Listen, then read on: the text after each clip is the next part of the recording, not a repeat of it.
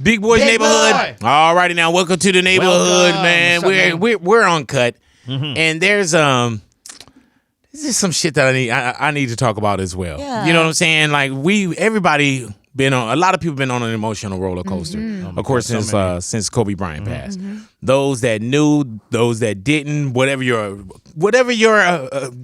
connection to Kobe Bryant is or was, that's your connection, and I totally respect that. But now, when we're getting into the talk of they're talking about a memorial service. You know what I'm saying? They had a private ceremony. Yes. For Kobe Bryant and Gigi, you know, and that's family. Yeah. That's what you do.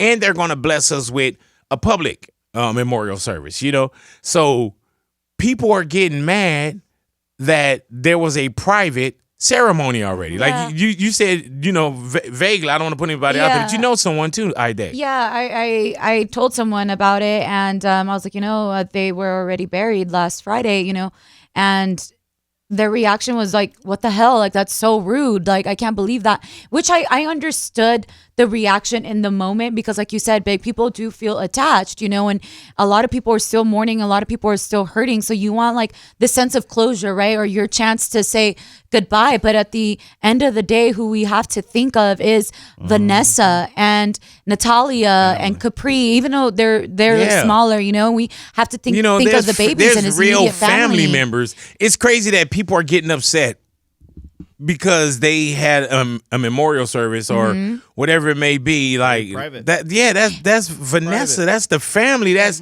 people that's extremely close. Like what? That's messed up. Like what are you talking about? Just imagine having to hold that long after it had already happened. Like me personally, I would have done the same thing. And then do I have to grieve with you? Right. Like you see it all the time. Like even with Nip, there was a private.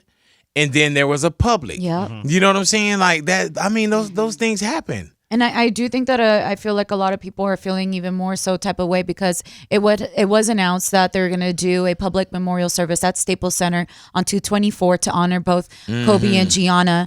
But now, they're saying that it's going to be held for season ticket holders, NBA officials and players and local politicians. The remaining seats are going to be ticketed to members of the public at first come, first serve. But I think that people, and then that they're going to block off the remaining of the area. So like if you don't have that ticket or whatever it is, that you can't even go near LA Live or the Staples Center. But going back to what we saw with Nipsey's memorial, I thought about this. I was like, if that's what it was like for Nipsey, now imagine what it's going to be like for Kobe. And we already saw how many people were going to LA Live and leaving the flowers, the basketball, the memories. People were flying in from other Mm-hmm. countries, not just cities and states or driving from afar.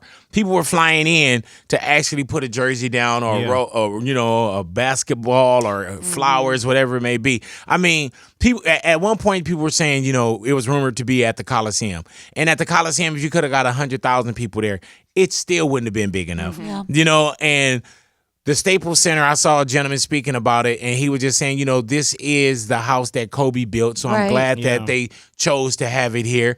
And it could be 20,000 people, whatever. That's not going to be enough. But what they're encouraging people or really asking of Los Angeles, surrounding area, people flying in, is that if you watch it with your family, don't even head down to downtown LA. For one, what you were saying, Louie, is that they're going to make the access extremely difficult to even get to. They're not showing it outside where you stand around by the masses. So I think that's right too. Like we've seen stuff like that happen. Like you said, Nipsey was a good example. Even just it took hours to get inside the doors because people were just rushing in there, had no tickets, but they wanted to get in there. But I hope this is very respectful. I hope people actually in LA, like, you know what I mean? Like you said, honor him. They're stay at home with your family, watch it there, do what you got to do. Like, and we understand, man, that we love him. Kobe, man. And people that's showing up are showing up for love or the possibility of, can I get in? Is there a glimpse? Whatever it may be. But they're really taking a lot of measures to make sure that this is right and not shutting anybody out, just making sure that they have the best memorial for Kobe Bryant that they can have. Of course. And again, it is very, like, I think everybody can relate and understand as to, well, like, everybody wanting and needing closure. you know, but I don't Yeah. think that would have given everybody closure anyway. Nobody can ever truly prepare for this tragedy. None of us can, but the best thing that we can do is honor him and do what the family is asking, you know, just be respectful of what their wishes are. But I do wish, and I do also get that it would have been nice to have had like either some type of parade or something just in his honor and his memory. I don't know. And something like that, I think would have at least been something, you know? And I mean, we don't know what the final plans are. It could be a parade route, but the same way they're asking you to stay at home, I don't think they're asking people to come out on the streets. They're not. After the services, or maybe down the road there probably may be something, but at some point we got to give Vanessa and the family, we got to give them some time to start their process of, you know, how many memorial services do we have, and then we have one, and then we say, all right, now we're going to do a parade, and now we're going to do this, because that's husband and that's father. That's, you know, there's so many titles that came with Kobe. Getting into the Hall of Fame, she got to do that. Waking up without, you know, on Christmas Day, the little one is starting to walk now. It's like, you know what I'm saying? It's a lot. If we think we're hurting her, you can't even measure what her pain is, what their pain is, you know, and she is knocked out twice. Yeah. You know, I couldn't imagine losing my daughter. Yeah. And I couldn't imagine losing my significant other, my better half. I couldn't imagine. And that's what she expressed, you know, that she's trying to wrap her head around, you know, losing her life partner, her best friend, Kobe, someone that she's been with basically her entire life.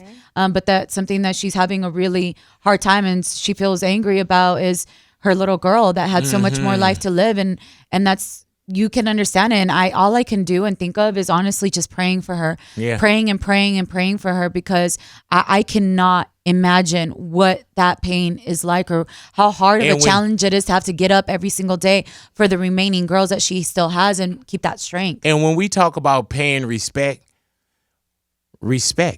That's it. Yeah. If we're paying respect and they ask you to stay at home or don't go down there, that is paying our respect. You know what I'm saying? I'm hoping that I could be amongst, you know, and if I can't, then I got to pay respect from my home. You know what I'm saying? So, man, we shall see. But everybody out there, man, just respect the process. For sure. You know? The legacy. But thank you guys for hanging out with us, man. Big Boys Neighborhood.